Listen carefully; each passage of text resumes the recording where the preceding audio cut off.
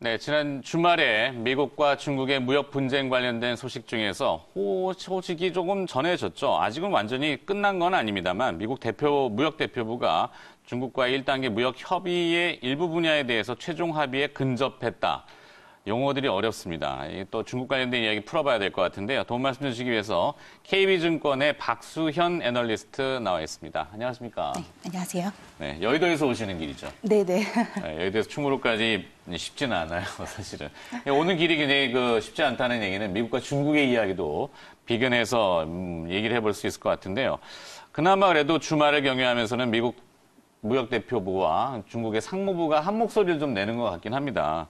근데 중국이 이제 내년에는 성장률이 계속 지금 떨어지고 있는데 5%대 진입을 이미 기정사실화하는 분야도 있는 것 같고요. 어찌 보면 시간이 많지는 않은 것 같은데 중국은 좀 표면적으로는 느긋한 분위기도 나오고 있는데 어떨까요? 중국을 경기 침체기로 접어들었다? 이렇게 속단할 수도 있을까요? 네, 저희도 다방면에서 중국 경제에 대해서 좀 분석을 하고 있는데요. 저희는 중국이 경기가 둔화가 올 수는 있지만 경기가 위기에 온다라고는 그러니까 침체의 가능성은 크지 않다라고 보고 있는데요. 일단은 중국 정부가 무역 분쟁이 격화되고 나서부터 본격적으로 중국의 경기를 부양하는 것이 아니라 리스크 관리, 그러니까 내년에 중국의 큰 키워드는 부양이 아니라 리스크 관리가 될 것 같은데요. 네, 이런 걸 하고 있는데요. 그래서 리스크단에서 우려를 차단해주고 있는데 일단은 중국이 경제 성장률 5%를 간다라는 건 크게 세 가지 정도 의미를 보실 수가 있습니다. 첫 번째는 고성장보다는 안정적인 성장을 가겠다는 얘기고요. 두 번째로는 아까 말씀드렸다시피 이제 부양보다는 리스크 관리에 집중을 하고 그다음에 궁극적으로 이것 때문에 미국과 지금 분쟁이 있는 건데요. 저부가가치 산업보다는 고부가가치 산업으로 넘어가겠다라고 얘기를 하고 있는 겁니다. 체질의 변화군요. 네. 그래서 안정적인 성장을 추구한다라는 거는 무엇일까로 한번 생각을 해보시면 2008년도에 글로벌 금융위기 때 중국이 경기를 방어하기 위해서 당시 4조 위안 패키지라는 어마어마한 재정 투자를 했었습니다. 그것 때문에 지금까지 부채에 대한 부담이 지금까지 이어지고 있는 건데요. 이렇게 이제 더 이상 하지 않겠다라고 이야기를 한 거고요. 두 번째로는 다방면의 리스크를 사실상 지금 유발할 수 있는 경기 요소가 부동산 가격입니다. 네, 올해 4월부터 중국 정부가 부동산 가격 을 다시 규제하기 시작하면서 다양한 리스크를 좀 차단했다라고 보실 수가 있는 거고요. 그다음에 마지막으로는 중국이 그러니까 저부가가치 산업 옛날에는 주로 투자 위주로 도로나 철도, 항만 이런 위주로 투자를 했다면은 지금은 신형 인프라, 그러니까 AI나 IoT, 그다음에 여러 가지 데이터 센터들을 유발할 수 있는 그러니까 신형 인프라 투자를 본격적으로 진행을 하겠다라고 이야기를 하고 있는 상황이고요. 그래서 저희가 결론적으로 주식시장은 조금 경기를 선행해서 간다라고 이제 얘기를 하는데, 그렇죠. 네. 일단은 중국이 올해는 정확히 소비 플러스 5G IT 테크 위주로 시장이 움직였는데요. 이게 이미 중국의 성장 방향이 이쪽으로 전환되고 있다는 거를 여실히 좀 드러내 보이고 있다라고 보고 있습니다. 그렇군요. 자, 중국의 일단 체질 변화. 사실 죄송합니다.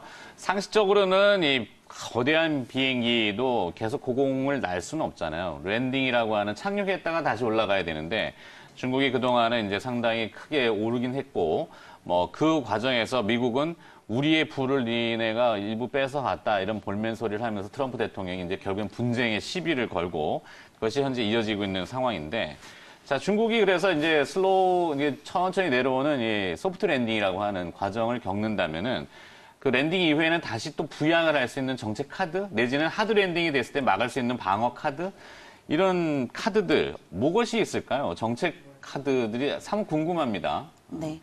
일단은 사실 시장에서는 중국이 재정 정책을 굉장히 강하게 할 수 있다라는 기대감이 있는데 재정 정책이라면 어떤 거죠? 그러니까 소비 부양을 한다든지 아니면 옛날에 과거에 말씀드렸던 투자 위주의 이제 인프라 투자를 강화해서 고용이나 경기를 안정화시키는 방향으로 갈 수 있다라고 보시고 계시는데요. 저는 그 가능성이 크지 않다라고 보고 있고요. 일단 첫 번째로는 중국이 지난해 양회 때 발표했던 재정 적자율 목표치가 2.6%였는데요. 이미 이 지난해 말 기준으로 재정 적자율이 4.2%까지 올라갔습니다. 그러니까 목표치 대비해서 1.6%포인트 정도 이미 오바해서 쓰고 있는 거고요. 그래서 중국이 아시겠지만 연초부터 또 감세 정책을 하고 있기 때문에 사실상 세수도 줄어들고 있는 상황에서 재정 여력을 확대하기가 쉽지 않은 상황입니다. 그래서 재정보다는 통화 정책 위주로 할 것 같고요. 그리고 제가 말씀드렸다시피 사실상 중국의 2020년의 키워드는 경기 부양이 아니라 리스크 통제, 리스크 관리입니다. 그러니까 어디서 구멍이 생길지를 차단해 주는 것이 굉장히 중요한 거고요.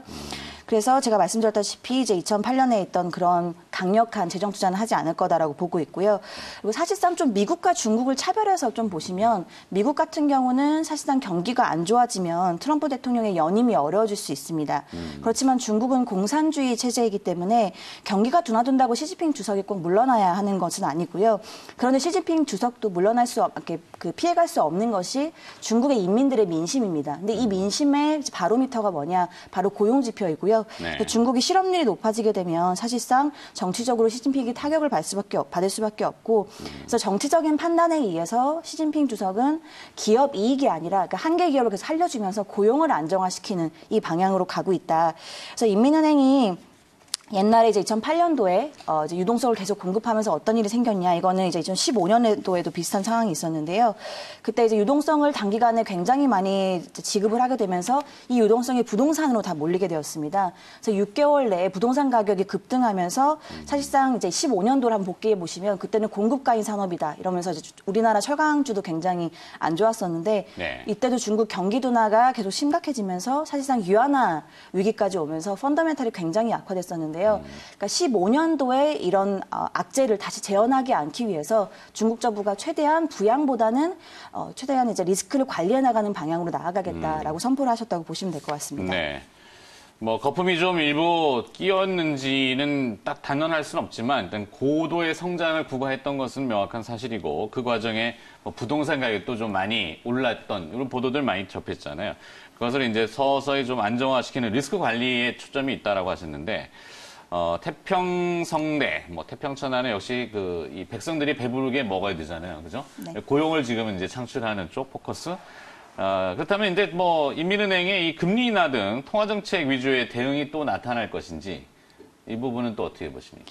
네, 그래서 통화 정책은 내년에 생각보다 올해에 이어서 완화적인 기조를 좀 이어갈 것 같고요. 그래서 일단 중국이 주로 금리를 개혁을 지난해부터 해오고 주로 이제 금리 인하의 수단으로 쓰고 있는 게 LPR 금리라고 하는 겁니다. 이게 이제 스킴을 보시면 내용이 MLF 금리라고 하는 이제 중기 유동성 창구라고 하는 유동성을 공급하는 이 MLF 금리에 각 은행별 가상금리를 합산해서 이제 창출하게 되는데요. 네. 그래서 궁극적으로 MLF라고 하는 이 금리를 낮추게 되면 시중에 지급되는 LPR 금리, 그러니까 대출 금리도 내려가는 효과가 발생하게 됩니다.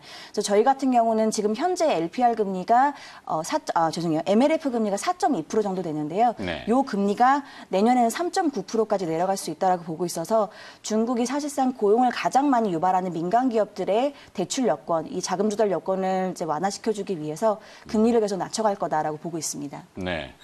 또 한 가지 이제 중국의 이제 외환 보유고와 안정성 측면을 측정해 봐야 될 것 같은데요.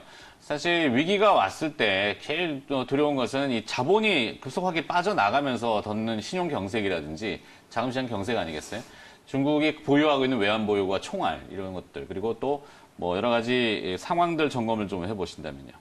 네, 일단 2020년에는 사실상 제가 주식시장에서 중요한 이슈를 보고 있는 게 중국의 이제 달러 자산 유치 과정입니다. 중국의 외환 보유고가 저희가 알고 있는 수준이 한 3조 달러 정도가 되는데요. 그렇죠. 네, 여기서 단기랑 장기 외채를 합치면 한 2조 달러가 됩니다. 그럼 3조에서 3조 달러에서 뭐뭐 빼고 나면 실제 2조인가요? 그게 2조 달러인데요. 네. 그래서 외채 규모 2조를 빼게 되면 1조가 남는 1조 상황인 달러. 거고요.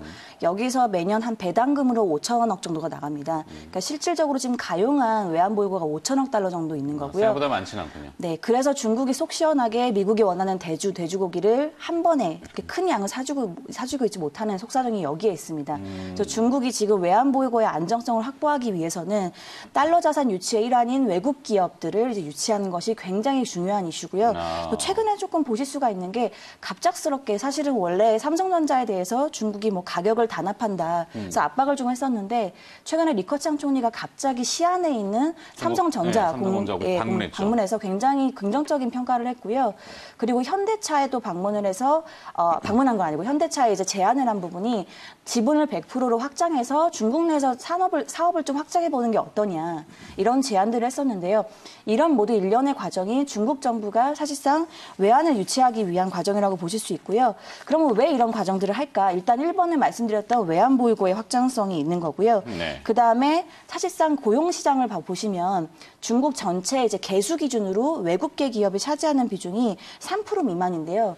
근데 이 외국계 기업들이 발생하는 고용이 전체에서 한 6% 정도가 되고요. 그다음에 세수의 기준으로 해서 보면은 20% 정도가 됩니다. 사실상 중국 경제 기여한 바가 굉장히 크고요. 그래서 중국이 내년에는 경기 부양이나 리스크 관리를 하는 입장에서 외국계 기업이 달러 자산 플러스 고용과 세수에서 차지하는 비중을 고려했을 때는 유치를 강화할 수밖에 없다는 게 저희 입장입니다. 네. 자, 그렇다면은 이 중국에 대한 투자를 관심 두시는 분들도 있습니다. 한때는 괜찮았었어요. 과거에 보면은. 근데 워낙 이게 변동도 크고, 그래서 낭패를 보신 경우도 있는데, 어떠세요? 박수현 연구원이 보시기에 중국 투자를 지금 좀 해봐도 될까? 어려운 질문입니다만. 네. 그래서 저희가 미래를 정확히 알 수는 없지만 일단은 과거의 패턴과 앞으로 저희가 전망하는 이제 저희 전망을 근거로 해서 말씀을 드리면 일단 내년에는 올해 3분기부터 나타나는 흐름이랑 굉장히 좀 유사하지 않을까라는 생각을 하고요. 중국이 원래는 말씀 주셨다시피 변동성이 굉장히 큰 시장입니다. 근데 내년에는 사실상 위로 상단을 뚫기 위해서는 강한 정책 모멘텀 혹은 지금 저희가 얘기하는 스몰 딜이 아니라 무역 분쟁의 빅딜 이 가능성이 있어야 되는데 이 두 개의 가능성이 크지 않고요. 그래서 상단이 좀 제한적이고 하단도 중국 경기가 제일 처음에 서두에서 질문 주셨던 침체가 아닌 사실상 리스크 관리, 그러니까 급락할 가능성도 크지는 않습니다. 그렇기 때문에 조금 중국답지 않게 박스권에서 움직일 가능성이 있다라고 보고 있고요. 그래서 내년엔 저는 2,720에서 3,220포인트를 보고 있고 연말 기준으로는 3,150포인트를 예상을 하고 있습니다. 네. 그래서 올해도 보면 사실 장이 이제 하반기 기준으로 봤을 때는 그렇게 이제 변동성이 크진 않았는데 연초 이후로 종목들을 보면 200% 이상 오른 종목들이 굉장히 많습니다. 이 종목들은 사실상 거의 5G IT 테크, 그러니까 중국이 발전해 나가고자 하는 방향들을 쪽에서 산업들이 성장이 굉장히 가팔랐는데요. 그렇기 때문에 내년에도 지수보다는 섹터 위주로 선별적으로 바텀업 방식으로 접근하시는 게 좋은 전략이라고 보고 있습니다. 네. 섹터별로 바텀업, 밑에 있는 것들. 그 중에 이제 화면에도 좀 나오고 있습니다만 IT와 테크 관련된 기업들. 중국이 이제 고부가가치 산업으로 그 산업의 체질을 좀 변화시킨다고 하잖아요. 말씀하셨듯이 과거에 이제 굴뚝 산업에서 전향하는 것은 누구나의 모든 국가에 숙명된 그 과제인 것 같은데, 자, 우리가 이게 연관성을 지어봤을 때 중국이 저렇게 산업을 좀 전향한 때 우리도 이제 좀 효과를 좀 볼 수 있는지.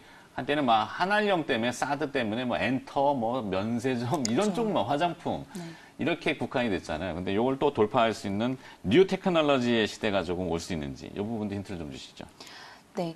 그래서 중국이 계속해서 인프라 투자를 하겠다고는 하고 있어요. 그런데 여기에서 사실상 큰 방향의 이 주류가 말씀드렸던 구형 인프라가 아니라 신형 인프라입니다. 그러니까 신형 인프라는 5G, AI, IoT 이런 쪽에서의 투자를 계속 정부 주도로 하겠다라고 말씀을 드리고 있는 거고요. 그래서 이런 쪽에서는 사실상 우리가 기술적으로 우위를 점하고 있는 부분들이 분명히 있습니다. 그리고 산업 성장 초기에는 개인들 위주로 이제 모바일 교체 수요 같은 게 일어날 수 있지만은 궁극적으로는 이 운영 체제를 운영하는 소프트웨어 쪽으로 성장이 가파르게 일어날 것이기 때문에 이쪽으로 우리나라 기업들이 선도적으로 진출을 한다면은 이쪽에서는 긍정적인 효과가 있을 수 있다라고 보고 있습니다. 네. 자, 미중 무역 분쟁 속에 또 이 국산화 전략에 박차를 가하고 있다? 예, 중국 내 얘기입니까?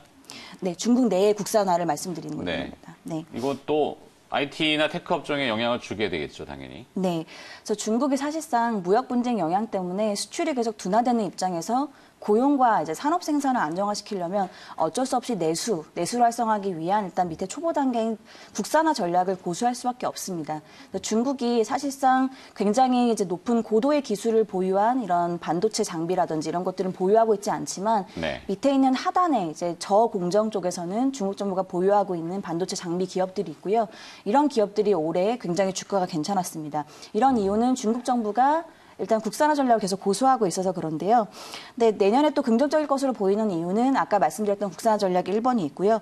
두 번째로는 중국이 꾸준히 이들 기업이 대부분 민간 기업인데요. 민간 기업들의 자금 조달이나 이제 경영 환경을 이제 양호하게 계속 유지할 수 있는 정책들을 계속 발표하고 있고 마지막으로 말씀드렸던 이제 감세 정책도 주로 이들한테 위주로 진행이 되고 있기 때문에 내년에 기업이익단에서도 긍정적인 효과를 좀 보실 수가 있겠다라는 게 저희 입장입니다.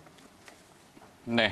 자, 그렇다면 이제 좀 정리를 좀 해봐야 될 것 같습니다. 마지막으로 중국 관련된 소비주 섹터. 중국 내인가요? 중국하면 생각나는 기업은 사실 언뜻 마오따이주, 네. 백주 아니에요? 네. 그 술과 관련된 뭐 이런 것들이 이제 직관적으로 이미지가 참 연결이 되는데, 중국 내에 좀 볼 수 있다라면은 어떤 섹터인지. 사실 기업 찍어달라고 할 수는 없잖아요, 제가. 그래서 좀 정리 좀 부탁드릴게요. 네. 네, 그래서 중국 소비주가 사실상 올해 굉장히 이제 퍼포먼스가 좋았고요. 내년에도 그럴 것으로 보는 이유가 중국이 이제 우리나라랑 비슷한 전략으로 볼 수 있겠는데, 일단 내수 활성화. 그러니까 이제 소비 주도의 성장을 계속 이끌어갈 거다라고 보고 있는데, 중국은 인구가 이제 14억 정도를 돌파하기 때문에 충분히 가능한 스토리고요.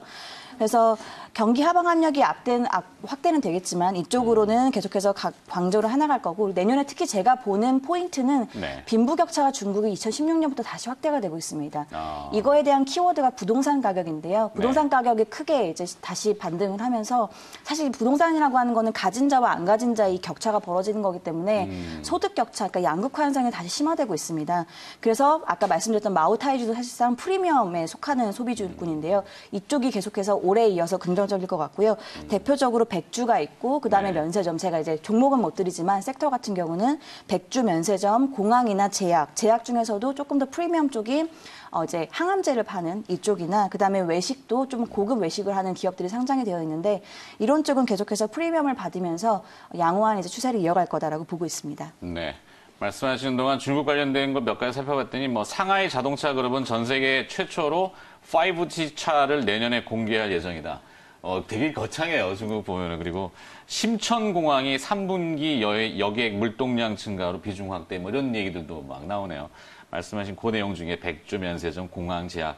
네, 하여튼 중국 재밌습니다. 하여튼 잘 이렇게 우리가 관찰을 해야 되니까, 기회가 늘 있듯이. 네, 그죠? 중국 관련된 이야기를 오늘 좀 심도 있게 들어봤고요. KB증권 리서치센터 박수현 애널리스트였습니다. 고맙습니다. 감사합니다.